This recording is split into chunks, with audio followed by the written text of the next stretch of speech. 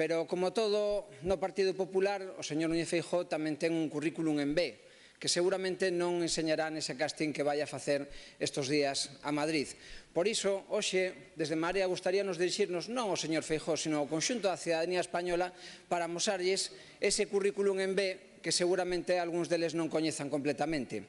Para empezar, no momento en que a sociedade española reclama máis ética na política, resulta que o señor Núñez Feijóo envía un currículum sin foto de Marcial Dorado, é dicir, sin dar explicacións das relacións co famoso narcotraficante e moito menos sin dar explicacións de cal era o contacto na delegación do goberno que lle proveu desas fotografías, tamén caracterizado como narcochofer a bordo dunha lancha dun contrabandista. Nun momento no que se acaba de desaloxar do goberno a quenes foron responsables duns recortes brutais que causaron tanto sufrimento ao conxunto da poboación española, Núñez Feijóo oculta do seu currículum os homicidios do Sergas.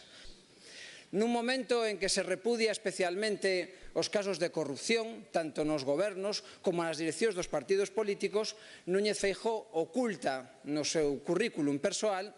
que Galicia xa ten os seus propios casos de corrupción condenados, ademais en firme, inapelable, para que o señor presidente non teña dúbidas xurídicas ao respecto. Estou falando do caso Campeón, porque ni siquiera tuveron a decencia de personarse na causa, en primeiro lugar, para obter unha condena penal e, en segundo lugar, para obter a devolución do roubado. Nin esa dignidade tuveron.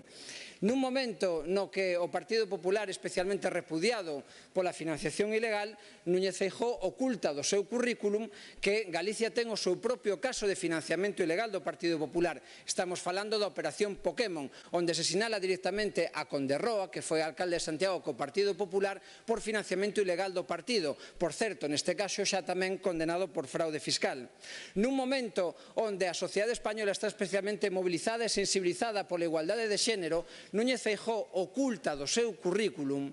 o encubrimento das falcatruadas sexuais do señor Baltar, un señor que non tuvo ningún reparo en ofrecer un posto de traballo na Deputación a cambio de sexo.